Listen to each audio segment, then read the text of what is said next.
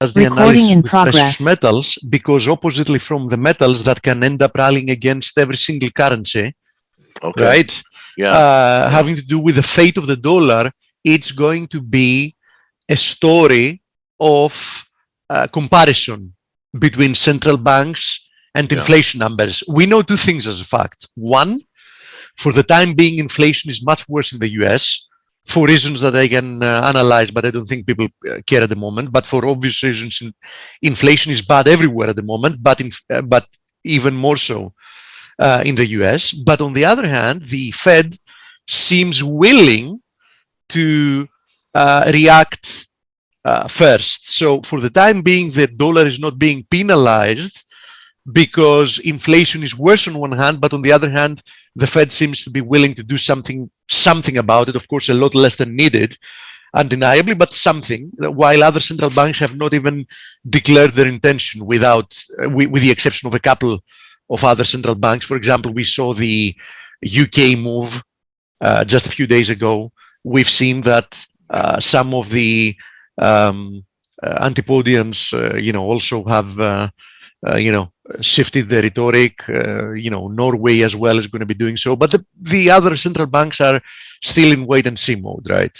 Now, the problem, on the other hand, is that the economy recovery story is based a lot more on the wealth effect in the US than anywhere else, meaning the Fed is a lot more vulnerable in pausing or even reversing again policy based on whatever fate finds the stock market once monetary policy really starts reversing and from being, hugely favorable, being less so. So I think that the dollar, because I didn't forget the initial question, that's where I'm headed. So I think the dollar is going to start suffering seriously once the Fed disappoints and changes its path forward.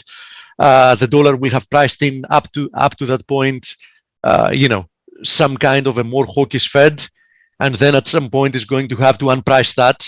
And I think that's when the dollar also heads lower. But there is a chance that precious metals will have started doing so against all the currencies earlier than that. Okay, interesting.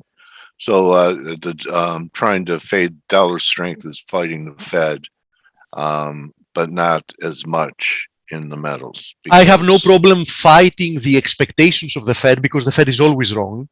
Yeah. I have a problem fighting the perception of the expectations of the Fed because you don't want to fight other market participants as long as they believe what they believe. So if you gave me a market to bet on outcome, I would have no problem fighting the Fed almost constantly because they're always wrong.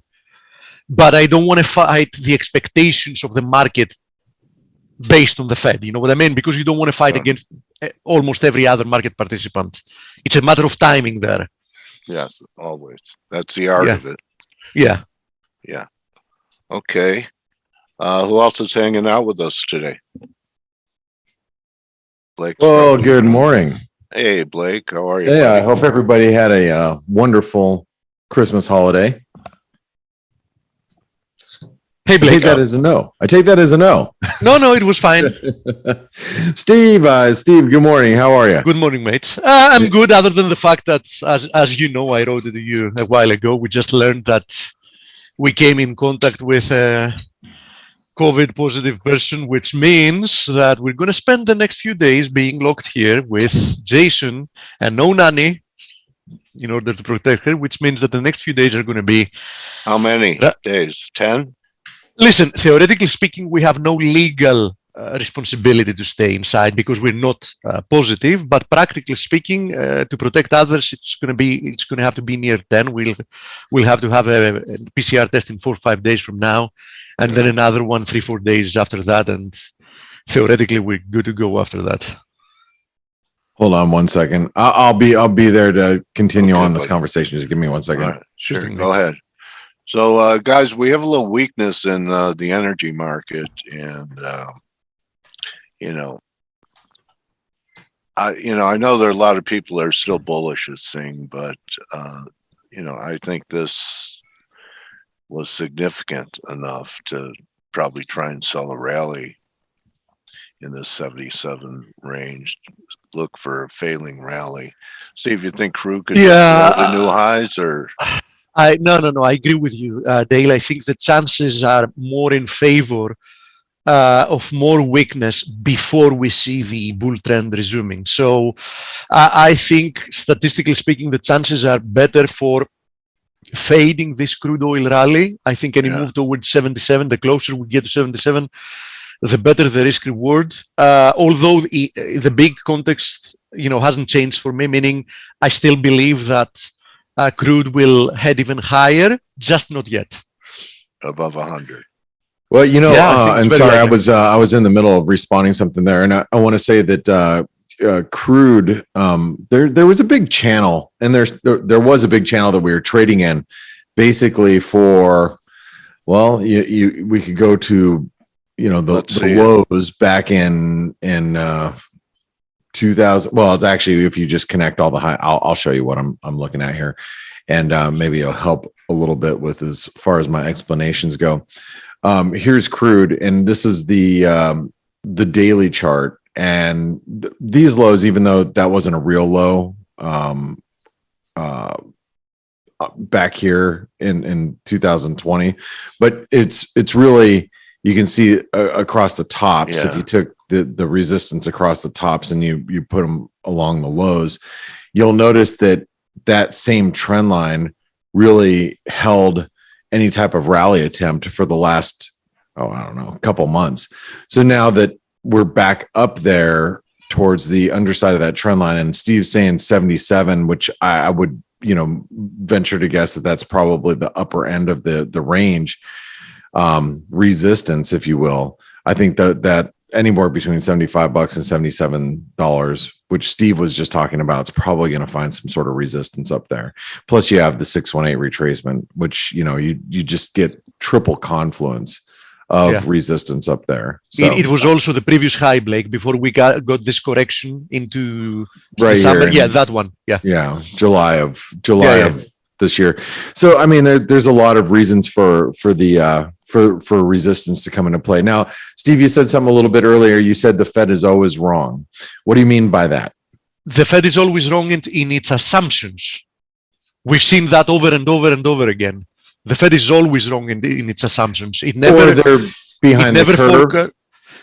forecasts a recession. It never forecasts a financial crisis. It always ends up tightening when things are about to go bad. It always keeps monetary policy way too loose until it's too late. The Fed is always wrong. And the reason it's always wrong, it's not because it's consisted of a group of people that are stupid. They know exactly what they're doing. The thing is that unfortunately, they're not taking decisions based on real economics, but mostly they take decisions based on political pressure and the will. In essence, their main mandate is not one that is stated. Unfortunately, theoretically speaking, they have two mandates, with priority having the mandate of price stability and secondary being unemployment. But unfortunately, they have a third mandate, which has to do with preserving the wealth effect, which, in my opinion, they've proved again and again that that's their main mandate, actually. Yeah. Okay. Well, and I agree with you. And the one thing I have to say about the Fed, and the one thing I want to make sure that is illustrated here regarding the Fed is that the Fed is also, it's like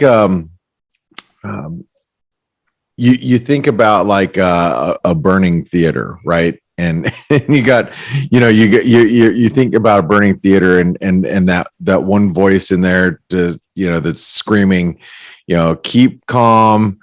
Everybody settle down. Everybody, trying to keep, the public at bay, if you will. The Fed's the last person that really can scream fire in a theater, right? So because their voice does matter. And so I'm sure that if you think about it, the Fed has to go, they're going to try to, voice a narrative as long as they possibly can to keep the markets at bay. And, when you're talking about like just in most recently with their inflation forecasts, if you will, they knew inflation. I mean, they knew that inflation is moving higher. I think they did is they really used the wrong terminology to describe the inflationary pressures, or maybe they intentionally did that too. And as you pointed out, they're extremely intelligent. Absolutely, there's no question about it. Although if we want to judge things by facts, which I think is the best judge, right? We know that the Fed was created 108 years ago with its only mandate for many years being price stability. Now, from official data, I'm not going to say that inflation is higher than stated and all that, which it is, especially since the 90s, but just by taking official data, an undeniable fact, you can even check it on Fred, is that since the Fed was created, the dollar has lost 99% of its purchasing power. So how would you judge an institution that its only mandate for many years, and it's one of its two mandates since the second mandate was introduced, has managed to interpret price stability by losing 99% of the purchasing power of your currency? I would think that's more of globalization and technology leveling the playing field. I don't know if I would blame it necessarily on the Fed. I mean, I think, when the Federal Reserve was created 100 years ago, that was probably at the, you could probably say it was at the pinnacle of, the U.S. Dominance globally, almost from a technology standpoint. I think that, especially over the last 20 or 30 years, the internet has really leveled the playing field for everybody. So, that is true, but that has nothing to do with weakening of the currency. The vast majority of the currency depreciation came in the 1971 period, right? Way before internet was ever invented or more or less becoming mainstream. Yeah, no, I'm just saying that, I just think that really, Ronan, I know when the internet was created, buddy, I'm familiar with that. I'm just saying that the U.S. has slowly lost its dominance, over time, right? And so I don't know. I mean, I don't. The U.S. has low T. Low what? Low T. What are you talking about? Testosterone. Low. Oh, okay. Not everybody gets those commercials, Dale. Oh, okay. It's a great commercial. It is a great commercial, especially if you do have low testosterone. You start growing man boobs, Dale. Just kidding. Hey, you know one thing that I am doing? I have a man's ear from Kramer. Yeah. Well, so anyway, one of the things that about the Fed, though. I mean, the Fed. I'm not a central bank lover by any stretch of the means, but they are there for a reason, and and I believe that, and that's one of the reasons why you go over to like cryptos, for example, and I believe cryptos are great trading vehicles. I really, I was just long Ethereum last week, below 40. I was where it's like 38, 3,700, 3,900, somewhere around here. I was long this move, and it's fun. They're fun to trade, but the thing about like what like cryptos don't have, where we have as central banks, or we have central banks that can really provide and provide stability in the markets, and that's really what as Steve, as you said, to your point, that's why the Federal Reserve was created, or why central banks are created. And that's why, you look at cryptos and you're like, yeah, I don't know if we could ever have, Ethereum or Bitcoin itself. I'm not saying the technology isn't worthwhile, and there's a lot to be said about blockchain technology, but these as instruments can't really be used as currencies, on a mass scale, because there is no central bank to provide stability and pull the levers as far as interest rates go. You know what I mean? So when I hear a lot of people that really talk down about central banks, but I do believe that they have a purpose, and there has to be some sort of central bank, whether the Fed's the right central bank for the job, I think is up for debate, right? But but that's neither here nor there, because I guess the point that about everything that we do, right, is Steve, if you always say the central bank or the Fed is wrong, then how do you make money? Like, I said it before, tell me how to make money. Do I short the dollar, or do I? Well, because this is all you're talking in theory, but I want to know. Give me an actionable idea here. No. I explained it. I explained it before very specifically. I said that the central bank ends up being always wrong, but I was very specific about it. But you shouldn't fade the crowd as long as it believes that the central bank is right. Because it doesn't matter if the central bank is right or wrong. What matters and what actually is, what you should pay attention to is what the crowd believes in or not. Because you don't want to go against the grain only in the extremes, never else. Only in the very extremes, you want to do that. So basically, what I said is that you shouldn't try to fade any of these moves as long as the common perception is that the central bank is right. So the actionable trade having to do with fading this correction with the metals and later on with the dollar is when central bank is going to have to reverse policy again. And when that's going to happen, in my opinion, when the damage from the shift in monetary policy starts showing up in the stock market. So that's when you should start expecting a reversal from central planners, and that's when you should start expecting metals to fly again and some weakness in the dollar. Until that happens, I think we shouldn't be fading what's currently happening. Because I was that they ring a bell, Blake, do you know what I mean? What's that? It can't be that easy that they just ring a bell. No, but here I always hear the argument, like I always hear this from people, not saying, what you're saying, Steve, is right or wrong. I'm just saying I always hear from people like, central banks are always wrong. The Fed's always wrong, fade the Fed, or they're eventually going to be, they're losing credibility.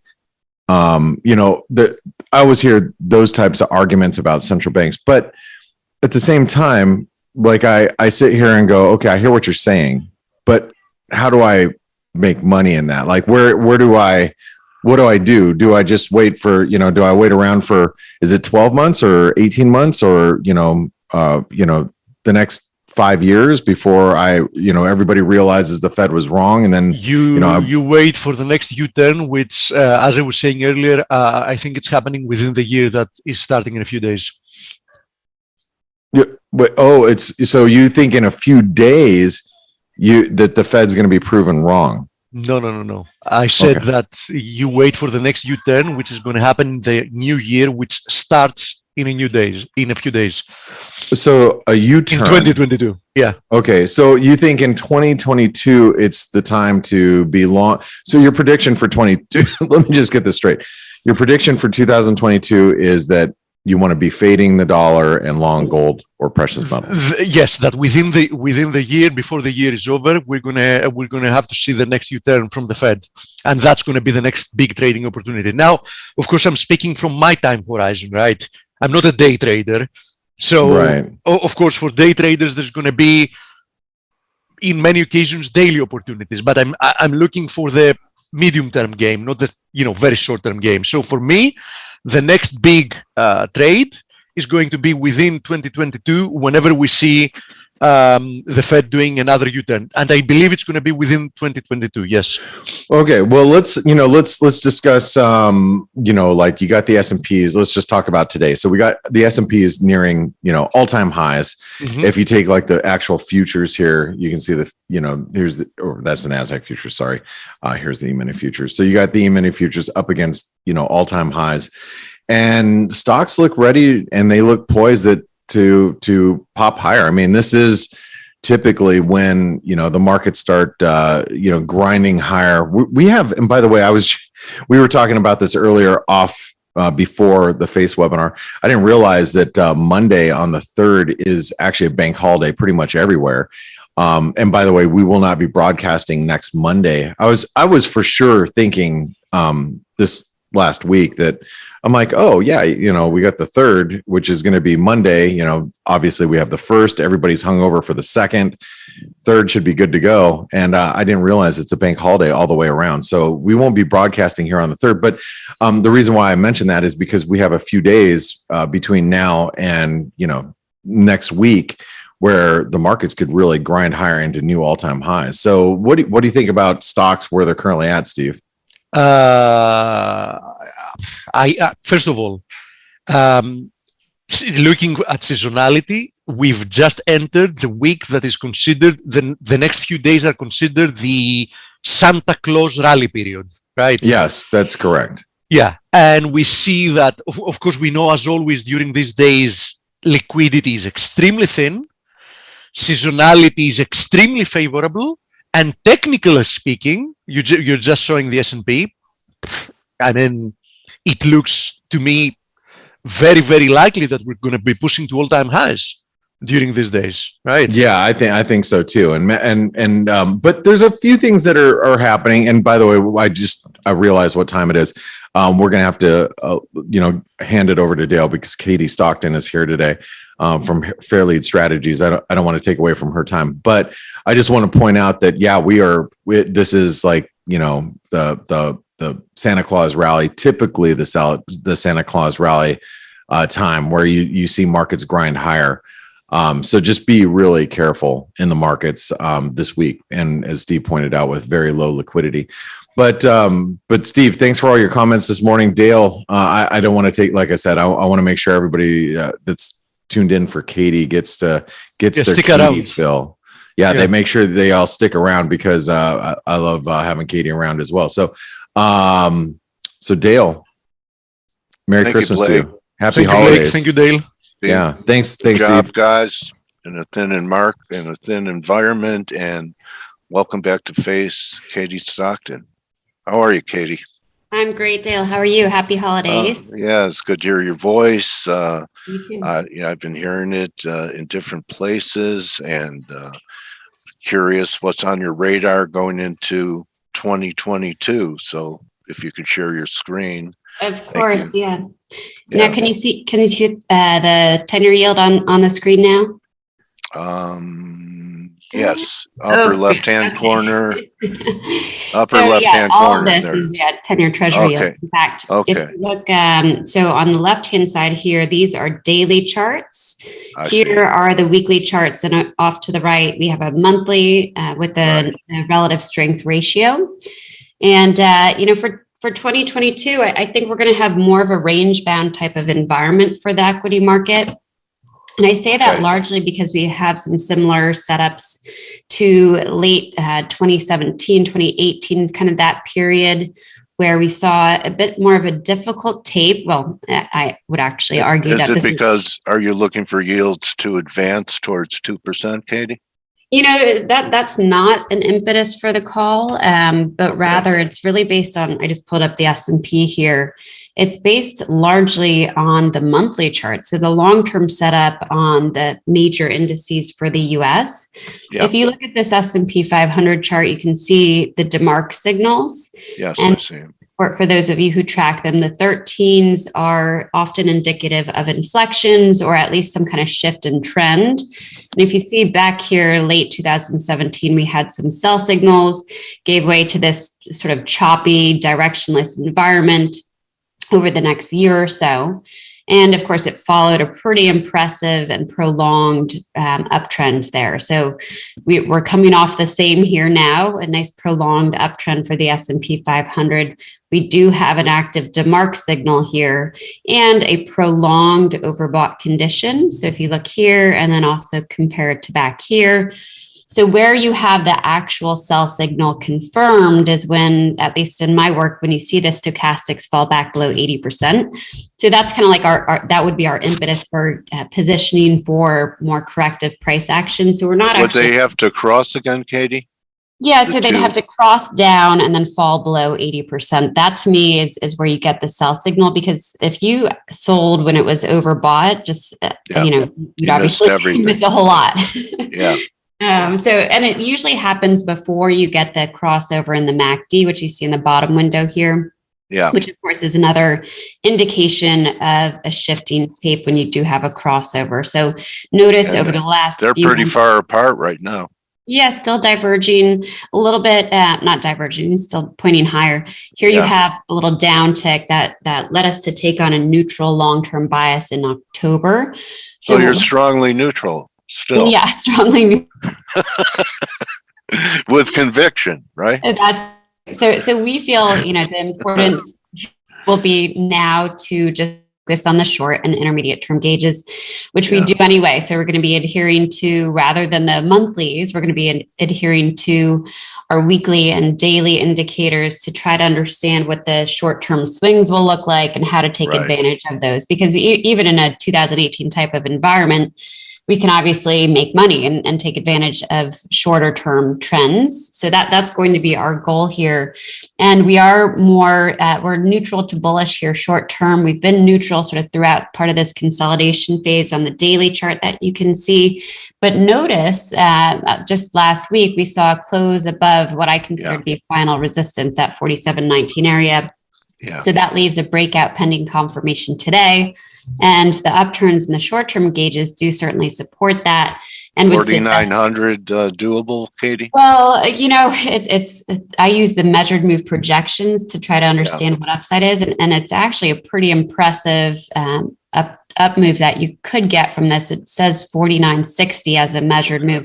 I think that seems too aggressive, quite honestly. And I say that because of how the weekly indicator's set up. We're still on a weekly MACD sell signal. So I think this seems a bit aggressive, but at a minimum, it tells us that, the Santa Claus rally is likely here. And as you know, that's the last 5 days of the current year and the first 2 of the new year. So that could get us into the middle part of next week. And then there's often a little bit of repositioning, I think, from the mutual funds that gets us a little follow through. So my sense is that mid-January or late January, we'll start to see more corrective price action. And we're going to try to get ahead of that by recommending hedges. But at this time, I still think there's room for upside follow through. And what was kind of interesting, we're actually just playing some catch up here with the markets having been out for part of last week.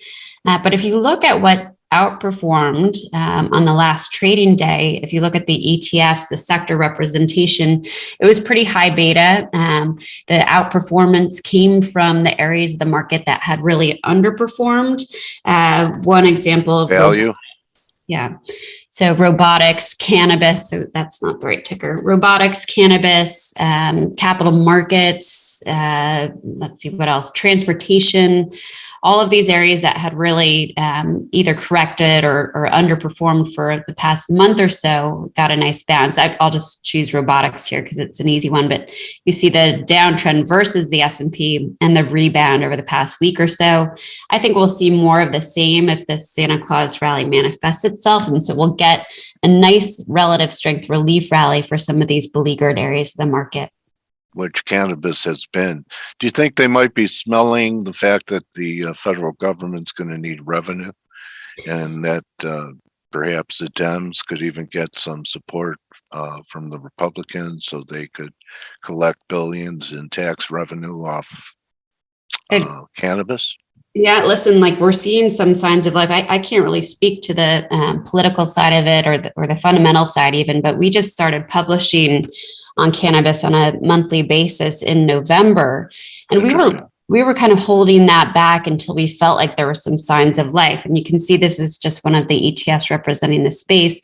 Look at what happened with the MACD. We had a little bit of a shift here, as you can see in November. And at the same time, I couldn't quite do it, but we have, a DeMark signal. It's the first one into the downdraft, has not been stopped out yet. So let's put it this way. We're seeing some signs of life there from a technical perspective. Okay, Katie, I have hardly any company on this, which I like, but collaborate with me and tell me how there could be a bear market in the dollar. And, I believe like the dollar is one of the most, it's a fulcrum of the wheel that everything spins around. And I know the market's completely the opposite of how it was set up last year. Everyone was bearish a dollar, and now everyone's bullish a dollar. Do I need to, take a break, or is there anything that you see technically that could lead to this rally we've had from the 89.5 level completing, and possibly this just being a bear market rally? Yeah, so let me show you a couple of things. I mean, there's no doubt resistance in line, and part of that is derived from this monthly cloud. Now, the monthly cloud or any cloud-based level tends to lose some importance in a range-bound environment, and you can certainly argue that the dollar index here has been range-bound for several years. So it may not be a highly important level, but a natural place for it to stall. And if it does fail here around 96 on the dollar index, that would essentially preserve what was this breakdown back here based on the monthly cloud. So 96 is certainly a threshold for it. It's also a Fibonacci retracement level of the downdraft here. So I think we got to 61.8. That's exactly right. Yeah. But I was thinking more like 97.5 was the target from formation to 98. You have anything up there? Yeah, we do. I'll show you. I'm trying to remember where the Isn't it fun to collaborate instead of just answer questions? Yep. So, this is how we get ideas. So the 97.7, you see that as the 61.8 based off the downdraft. So that's what I had in mind. And the 96.1 was the 50%. So there is a 61.8% retracement there. And if you get through that, the implications are for a full retracement. And it could take months or even a couple of years, but the implications would be for about 103 for the dollar index, which would be a pretty sizable move, as you know. And the momentum has certainly improved. If you look at the long-term momentum, here's the monthly MACD diverging. If anything, the indicators certainly lean more positive. The DeMark signals aren't really pressing. We worked off a recent 9-sell signal on the weekly chart pretty well, just via consolidation. So no signs of reversing lower here as of yet. Yeah. Okay. Let me know when we get up at 98 if you see anything. Yeah. You have to be rich to get DeMark's research, don't you?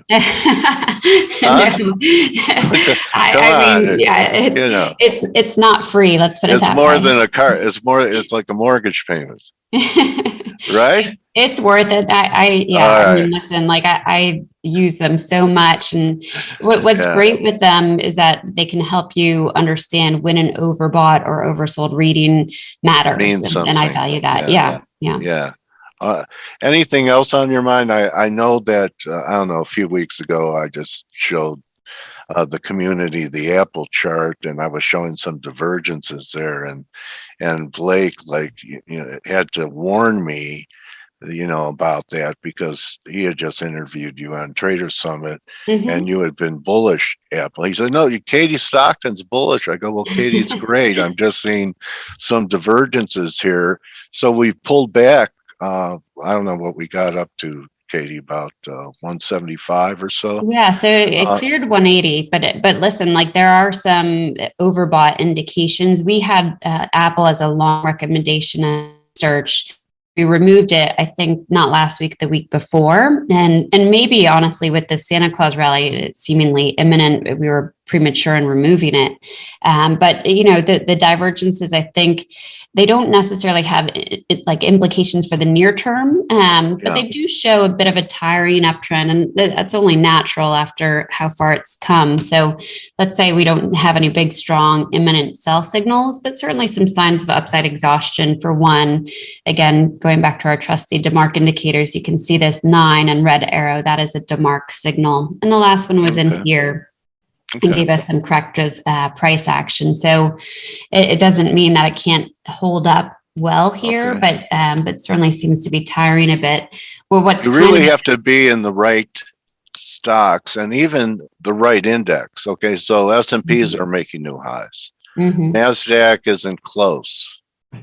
Okay, and Russell will be lucky to retrace 61.8. Does this mean anything to you? This type of, it's not even bifurcation, it's trifurcation between different indexes.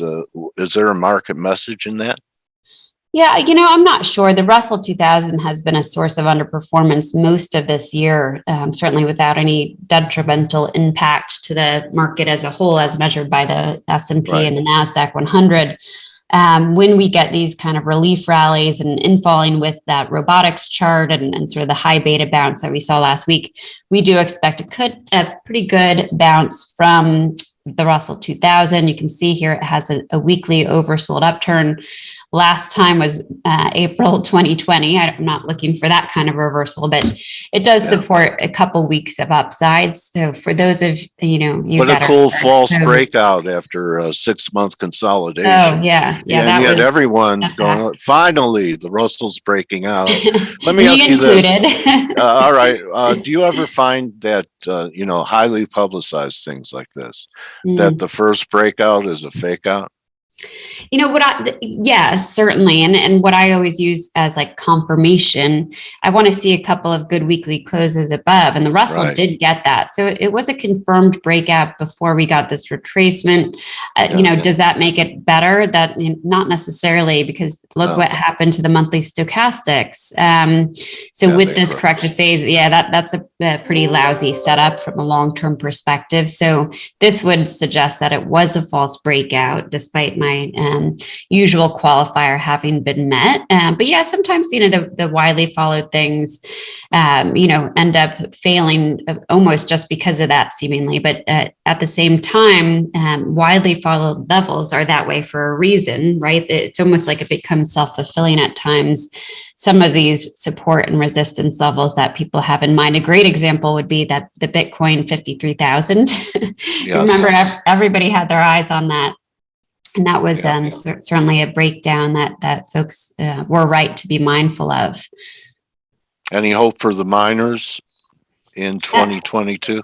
Yeah, listen. I saw you. You actually mentioned gold on. I'm not stalking you, Katie. I just saw you on CNBC, and you said, "Well, we need another day or two in gold to get confirmation that there might be a turn here." Did you get it? We got a short-term turn. So yes, we did. We did get it. It's short-term in nature. It's a big old triangle formation. So short-term upside within that triangle. What I kind of like about gold here is this stochastic cross-up. When that happens around 50%, it tends to see good follow-through. And with a little follow-through, even above this kind of 1870 level on the generic contract, above that would be a nice breakout. So I'd say it's too early to suggest that it's coming out of this triangle officially, but there are some signs of life there as well. And, it was in precious metals more broadly, and then some of the individual names exposed to it did a little bit better. I think with the potential for some high beta outperformance in the equity market, that gold is not going to be the place to be necessarily over the next 2 to 3 weeks. But as you know, with the possibility of corrective price action, that's when I think people really want to get some exposure there and potentially have exposure that takes them all the way through 2022 just to leverage the defensive properties. Yeah, don't you think, Katie, that the miners relative to the bullion are fairly undervalued? They're trading like gold is 1,300 or something like that. Yeah. Listen, I don't track the valuations in that way, but what I will say is, Newmont for one has underperformed pretty dramatically since May, and when you look at it, it feels a bit like a basing phase, right? So nice support level back in here. It seems to be gaining some momentum. So this shows accumulation, which suggests that folks are comfortable with the valuations in this area. Oh, well, then there's going to be one flush under 54. Well, it's happened before, right? Yeah. So, Katie, I want to wish you, was there anything else you wanted to cover? No, I think we today. I mean, it's kind of a boring tape until next year, right? Well, let's hope so. I mean, we all need a break these days, right? Yeah. And of course, Friday is a market trading day, which I was a little surprised and dismayed by, but yeah, they're not going to give us a long weekend. No. Yeah. So, I want to thank you for being on F.A.C.E this past year and bringing your great ideas to us and having a giving spirit, sharing your hard work with us. Of course, Dale. I really appreciate it, Katie, and that 2022 is your best year ever. Thank you. In every way, not just markets. I know you have a lot of things going on, so I hope they all turn out. They all turn out green for you, Katie. Thank you, Dale. Happy New Year. Take care. Katie Stockton, everyone. Best way for people to follow you and your work, Katie? I would say check the website, which is fairleadstrategies.com. And that way you can see media clips, you can get to our Twitter feed, et cetera, and even sign up for the research that way. And congratulations on how your presence has grown on financial media. Oh, I appreciate that. Congratulations. Thank you. Okay, everyone. That's a wrap. Thank you, Katie. And we'll be here for Turnaround Tuesday, and we'll do the hokey pokey, and we'll turn it all around. That's what it's all about, Laura. You want to do the hokey pokey with me? Anyone? Sinatra does. Sinatra wants to do the hokey pokey. All right, listen, you could, I guess I wrapped it a little early, but in 25 minutes, join the team on the Morning Edge. You can still get the $1 trial. I think that's going to be over this week too. A lot of things ending. 2021, no trials for a while. I'm looking forward to the new year. So spread the word. F.A.C.E is the place to become an ace. And don't just count your pips, count your blessings. Adios. Thanks again, Katie. Thank you.